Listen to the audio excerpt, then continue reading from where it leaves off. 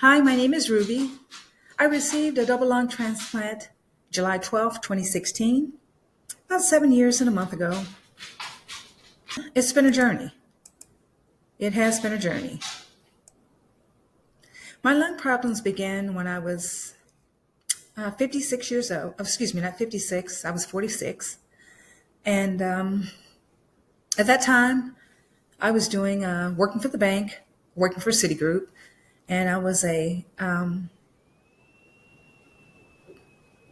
wow. I was a bank officer, policy and procedure specialist. And I started noticing changes about my breathing. It became more difficult, couldn't hold food down. I said, what the heck is wrong with me? I've always been a person that walked the stairs, very active, retired military. So wonder what was going on with my body. When my doctor told me that I would need a lung transplant, wow, I was just floored. I'm like, what do you mean? There's no medication that can fix me, that I can take to get better.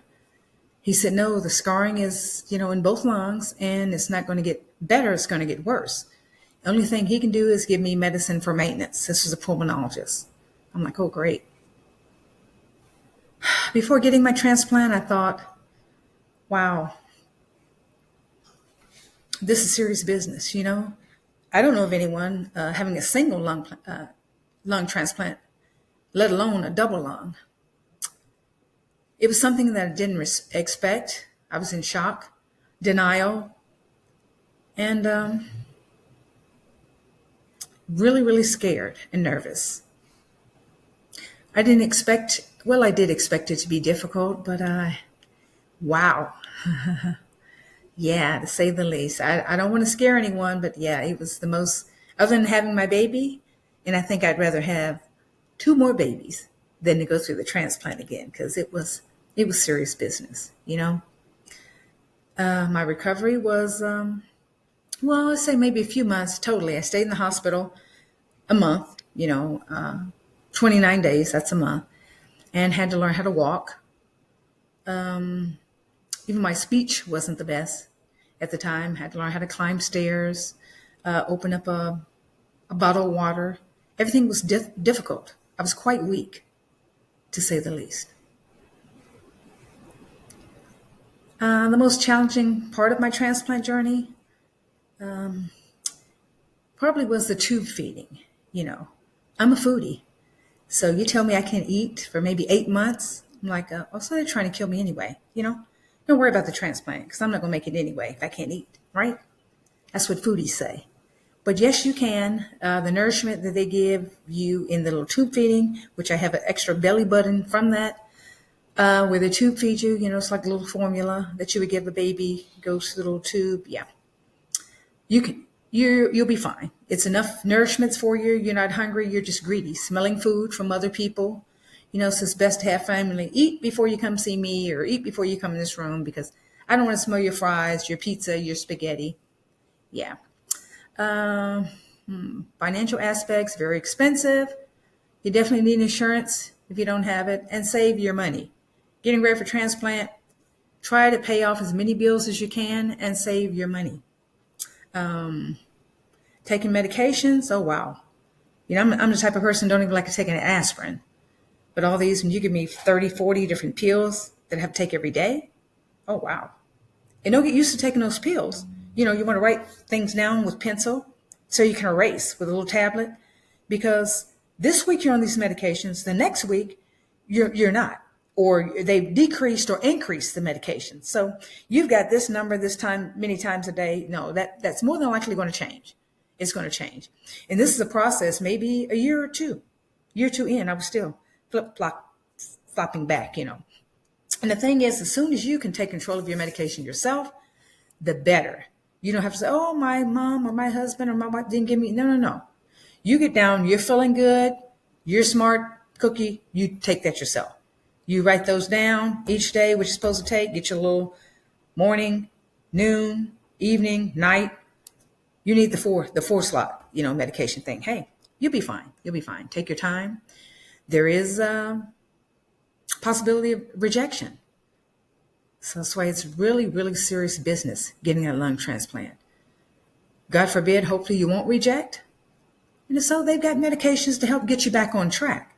But again, it doesn't always work. That's why it's imperative that you use your lungs as long as possible. Don't rush the process. The doctors know what they're doing. They'll say, well, I have a transplant now because I've been on oxygen. No. I was on it 7 years, 7.5 years, 24/7. How about that? Take your time,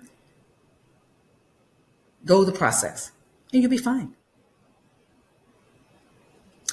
The hardest adjustment I had to make after transplant, watching what I eat. Again, I said I'm a foodie. All this candy, sweets that I love, no. Because even though you got your weight down, your body percent, 25 percentile or lower, that's where they want you at. So they're telling you for a reason, not to hurt your feelings and anything like that. And trust me, during the process, after transplant, you're going to love them for it. Because carrying around that extra, not going to happen. Because again, you're going to have to learn to step it out, walk that very same day that you have your transplant with all these tubes hanging from every orifice, but you can do it. And you're going to do it. Because that's the power of these fantastic doctors and nurses. You know, these therapists and everything, physical therapists, they're going to get you going. You got to have the mindset right here. You'll be fine. You're going to be fine. But do the work. Do what you're supposed to do. You'll be fine. Well, again, it's been 7 years and a month post-transplant for me, double lung. And I feel great. Physically and emotionally, I can do pretty much everything I used to could do, just in moderation. I've started back swimming. You know, that's one thing they want you to wait a while, good while. I'm like, they'd rather you have your own pool, you know, to get into, or family's pool where they know, not the community pool where everybody's hopping in. No, that's not a good look at all for us with this compromised immune system. So, but take your time, exercise, walk. Oh, what great therapy that is. Walking gets the mind, body, everything, you know. I try to do a little weights, you know, nothing heavy now, 5-10 pounds. That's enough for Ruby, you know. Stretches, all kind of different exercises you're going to do. And that's when you do your pulmonary rehab. You can do it before and after transplant. That's what I did. Keep yourself going. Keep moving. Because the thing what you don't want to do is sit all the time. Just relax. Sleep. Get up. You can do it, and you'll feel better for it.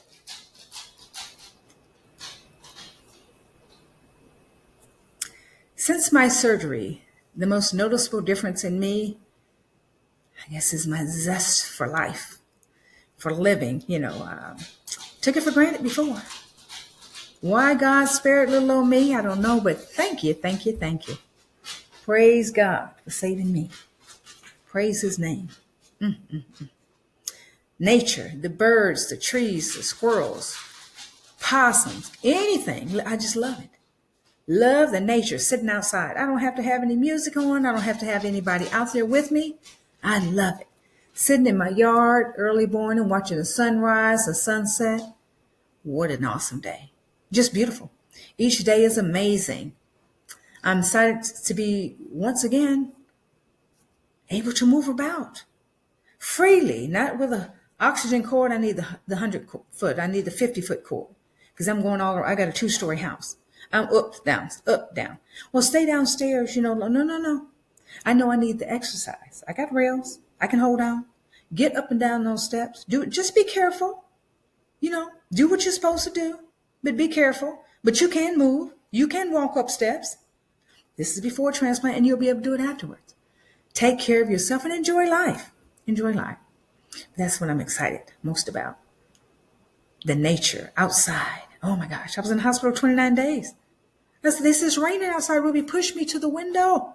Let me see that beautiful rain coming down. But that's my story.